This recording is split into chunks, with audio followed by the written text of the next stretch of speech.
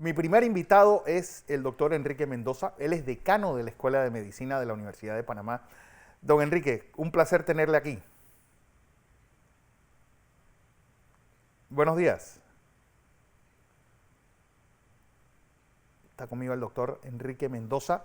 Sí, Buenos buenos días. días. Buenos días, Y doctor. quisiera en primer lugar transmitir un saludo a los televidentes de Nest TV, un saludo fraternal, cálido y sincero de parte de la Facultad de Medicina de la Universidad de Panamá a nuestros conciudadanos en estos momentos tan difíciles de nuestra historia republicana en lo que concierne a el sistema de salud. Hablando de eso, doctor, usted ha sido un maestro, un académico, y esta es una situación realmente fuera de lo normal. Es decir, usted hace muy poco hizo pues, un documento pues, un poco criticando la forma como se ha manejado. Sí, nosotros tenemos que comprender, Fernando, y televidentes de Nest TV, que estamos frente a una situación inédita. Por primera vez estamos haciendo frente a una pandemia causada por un virus que no es un virus de la gripe. En 1918 y 1919, a comienzos del siglo pasado, tuvimos una pandemia causada por un virus nuevo, el H1N1 1918. Luego, en 1957 y en 1968, tuvimos otras pandemias causadas por virus de la gripe. Y más recientemente, en el 2009, tuvimos una pandemia causada por este virus H1N1 2009.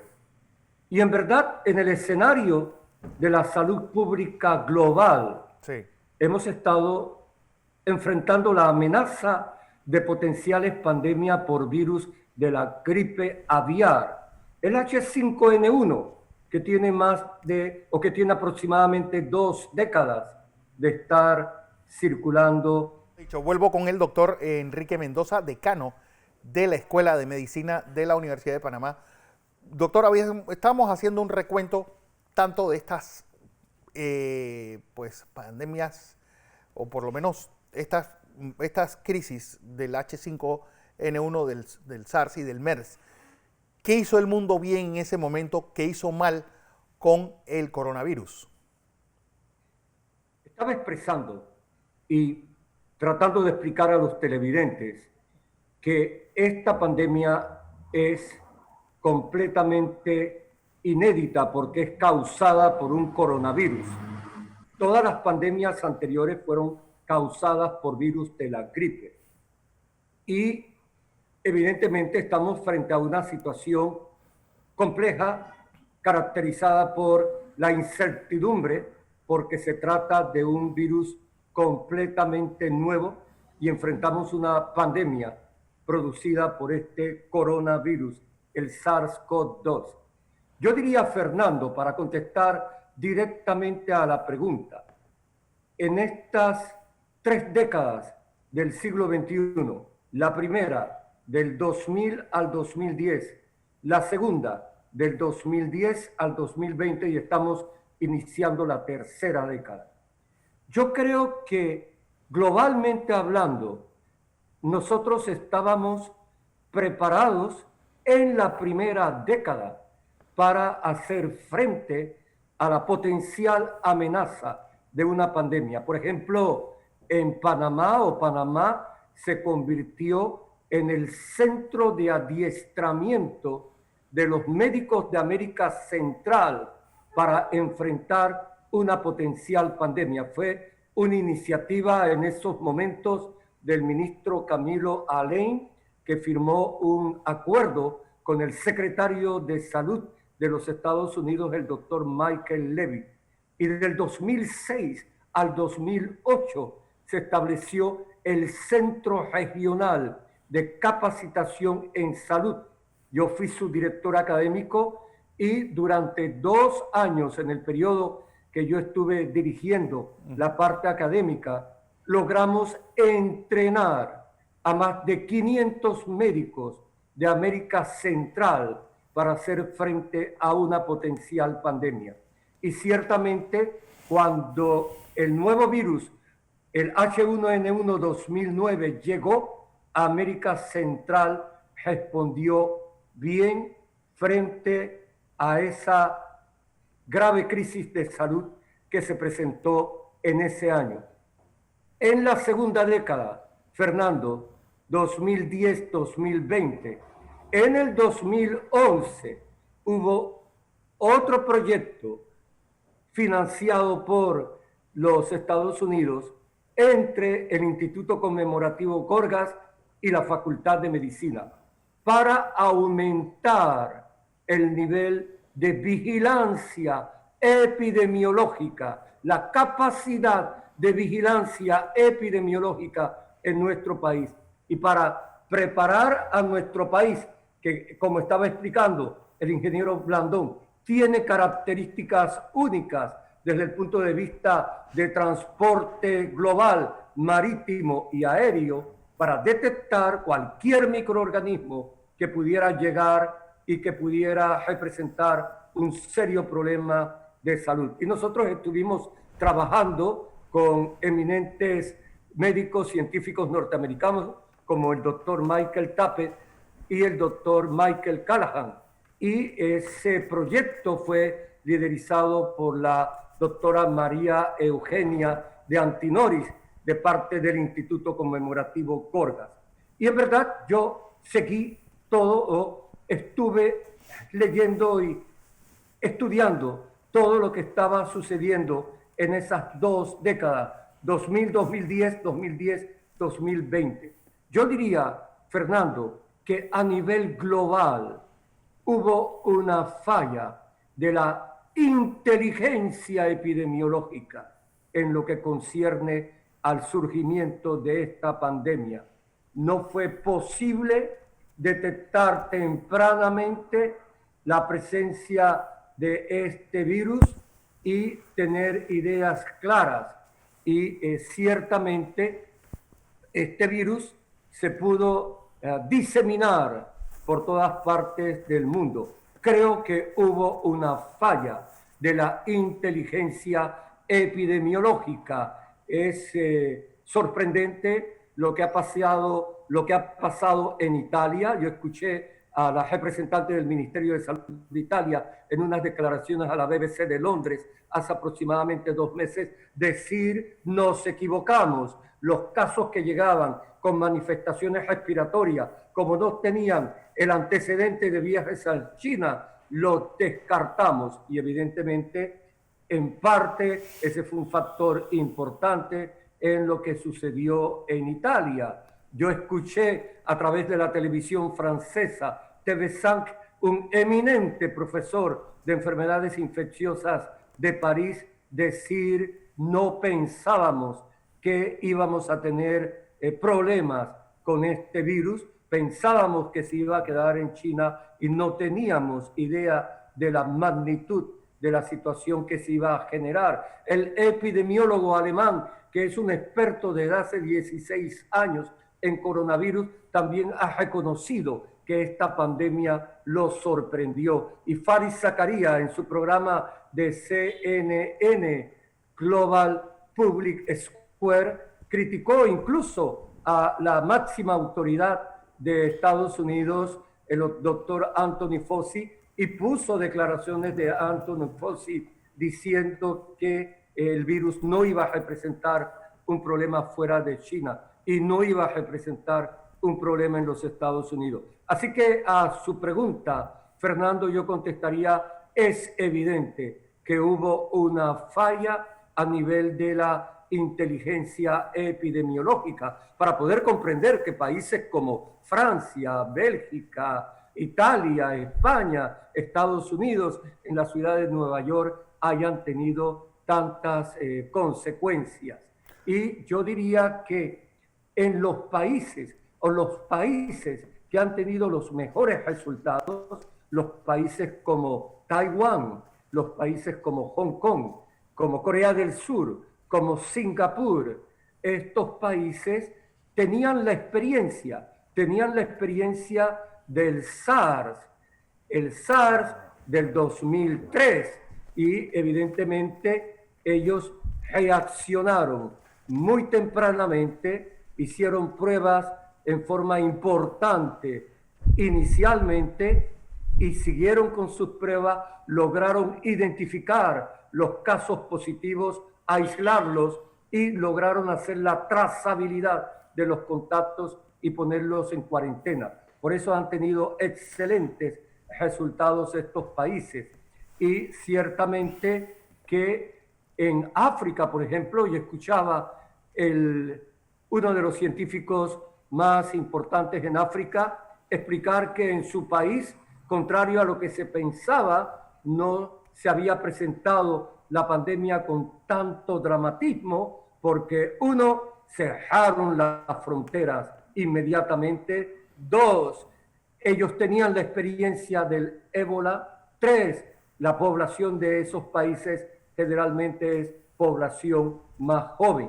Así que yo diría, una falla de la inteligencia epidemiológica; dos, una falla conceptual muy importante, que fue comprender que no es solamente una pandemia viral, es una sindemia. Y en la Facultad de Medicina, desde hace más de un año, hemos estado insistiendo este concepto de sindemia, que es un concepto nuevo en medicina, que es un concepto importante en la medicina del siglo XXI. Y ahora podemos apreciar que no solamente se presentó la pandemia viral producida por el SARS-CoV-2, sino que esa pandemia viral ha tenido lugar simultáneamente con una pandemia de enfermedades crónicas, ¿Qué es una de las epidemias de enfermedades crónicas, y ha tenido lugar también cuando hay la pandemia de desigualdad socioeconómica. Y en verdad se ha fallado a nivel global, no solamente en la inteligencia epidemiológica, se ha fallado en comprender conceptualmente que no es solo una pandemia viral, es una sindemia donde hay evidentemente la pandemia de enfermedades crónicas y hay la pandemia de desigualdad socioeconómica, que no se puede resolver un problema sin tener en consideración los otros problemas o los otros componentes de la sindemia. Ante esta situación, doctor, tantos meses encerrados, esta enfermedad que se va a convertir en una enfermedad endémica, como dice la OMS, el vademecum, yo creo que de todas las carreras médicas va a tener que cambiar radicalmente, porque esto va a marcar mucho pues los siguientes años, y van a aparecer enfermedades con esta enfermedad como telón de fondo. Sí, en verdad, Fernando, la historia de los desafíos microbianos es una historia milenaria, es una historia probablemente de millones de años. Nosotros siempre enseñamos a los estudiantes que hay dos grandes desafíos que enfrenta el ser humano. Uno, obtener energía, porque no produce energía, y el otro, hacer frente a la amenaza de los microbios. Así que ciertamente este virus SARS-CoV-2, nosotros no sabemos cómo va a evolucionar. Es una fuente de lo que es la incertidumbre. El virus de la gripe de 1918 evolucionó en dos oleadas en 1918, una oleada en 1919, y ciertamente nosotros ahora no conocemos completamente cómo va a evolucionar este coronavirus. En el 2009, el H1N1, que fue producto de una recombinación genética de virus de la gripe humana, de virus de la gripe aviar, de virus de la gripe porcina, probablemente esa recombinación genética tuvo lugar en el puerco, y por eso esa pandemia fue conocida, o esa gripe fue conocida, esa pandemia de virus de la gripe fue conocida como la gripe porcina. Pero en verdad ese virus con el tiempo evolucionó, perdió su letalidad o perdió su agresividad y se convirtió en un virus endémico.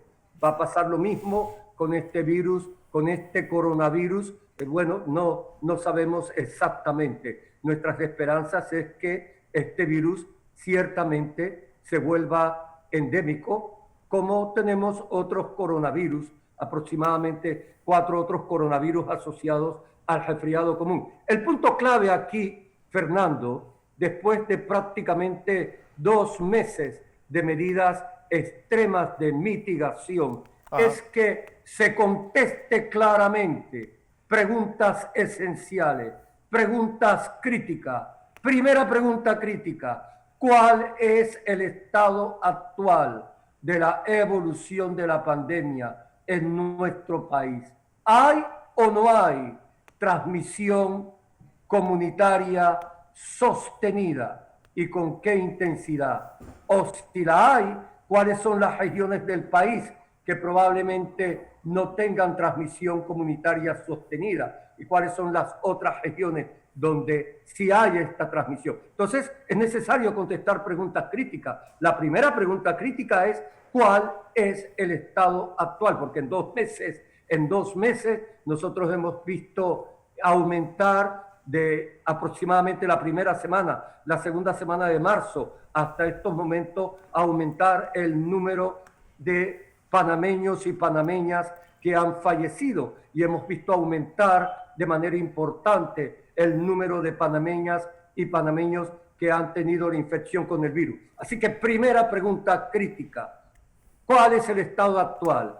¿Es un estado que nos permita la flexibilización de las medidas de mitigación? En Europa, Italia, España, Francia, en Estados Unidos, evidentemente hay un descenso de la curva, hay un descenso de ese llamado pico epidémico, y están dando o están caminando a la flexibilización de las medidas. Segunda pregunta crítica, porque el virus no se va a ir, y el virus, su conducta no ha sido alterada, su dinámica no ha sido alterada. Segunda pregunta crítica: si procedemos a la flexibilización de las medidas de mitigación, ¿estamos preparados para detectar rápidamente cualquier panameño que adquiera la infección, de aislarlo, de hacer la trazabilidad de sus contactos, de ponerlos en cuarentena?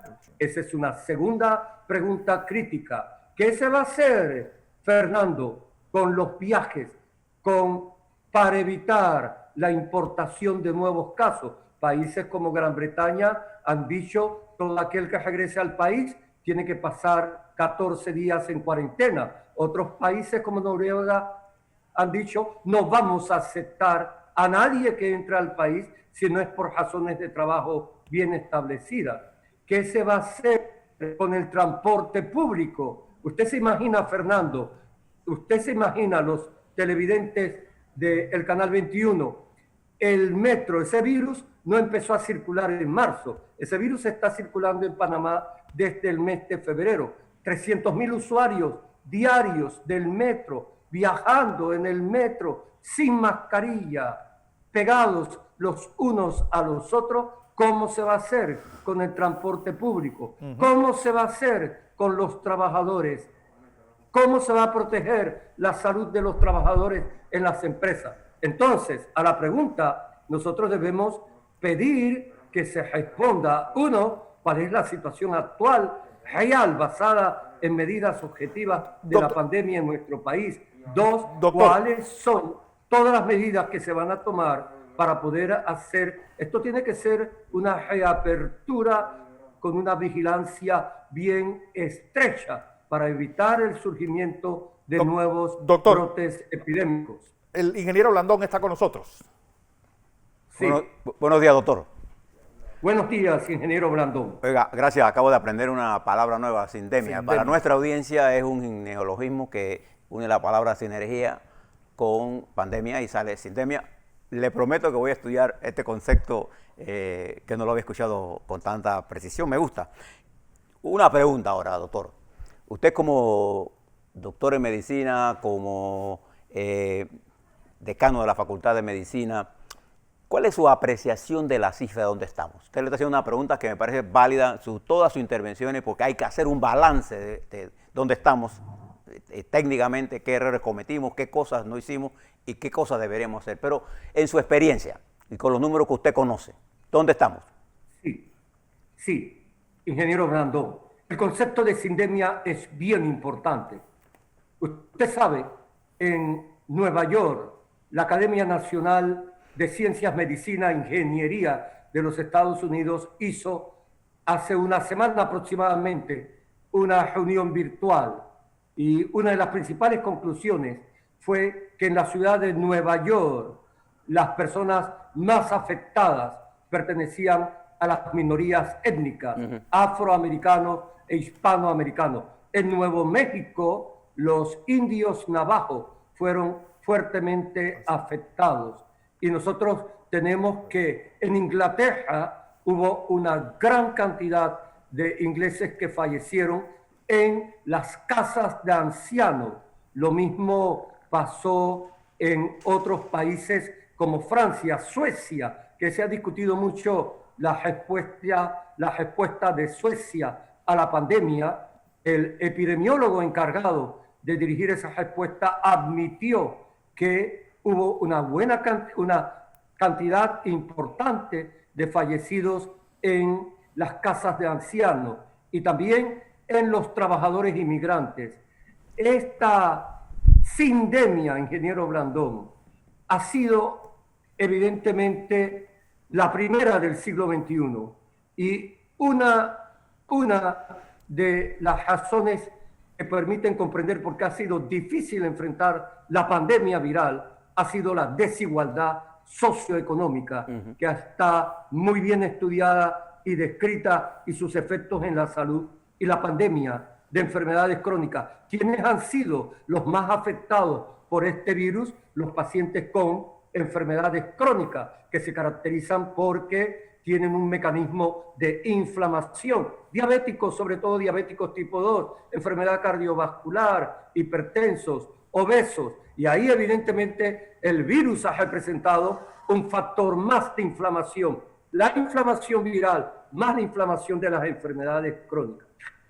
¿Cuál es la situación de Panamá? Que es su pregunta concreta. Nosotros esperamos que se presenten las cifras, que se explique cómo se han calculado las cifras, que digan quiénes son los que han estado haciendo esos cálculos. Como decía el British Medical Journal, cuando se trata de nuestras vidas, cuando se trata de nuestra salud, cuando se trata de decisiones de vida o de muerte, nosotros tenemos que saber quiénes están en el cuarto donde se están tomando decisiones. Debe explicarse eso, tal como el Colegio Imperial de Londres lo explica en su sitio web, tal como la Universidad Johns Hopkins.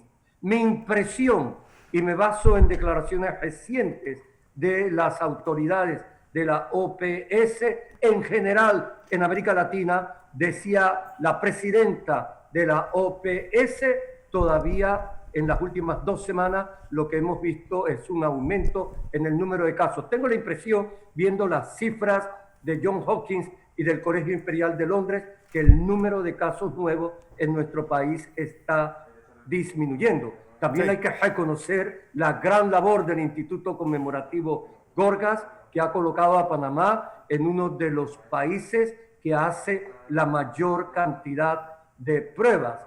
Pero a nosotros nos preocupa seguir observando el aumento en la mortalidad, en el número de panameñas y panameños que han fallecido y que no se explica por los fallecimientos en la unidad de cuidados intensivos.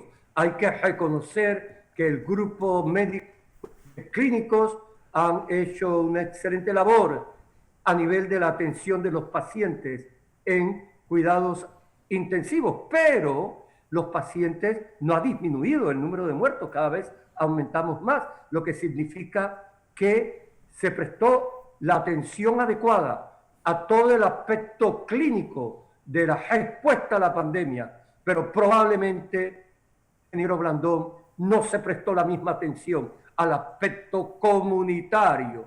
Y usted verá que cuando se inició en marzo esto, era el corregimiento de San Francisco el más afectado, y por varias semanas se mantuvo como el más afectado, porque panameños de la clase media o de clase alta viajaron al exterior, adquirieron el virus, regresaron. Pero ahora lo que tenemos es la presencia del virus en forma masiva en Tocumen, en la 24 de diciembre, en Curundú, en Ajayán, en los sectores más pobres, golpeados por la pandemia de desigualdad socioeconómica. Así que yo creo que evidentemente en la dinámica de respuesta hay puntos muy positivos, como la respuesta clínica, la parte que concernía al manejo de los hospitales, pero a nivel de la comunidad creo que evidentemente no se dio igual atención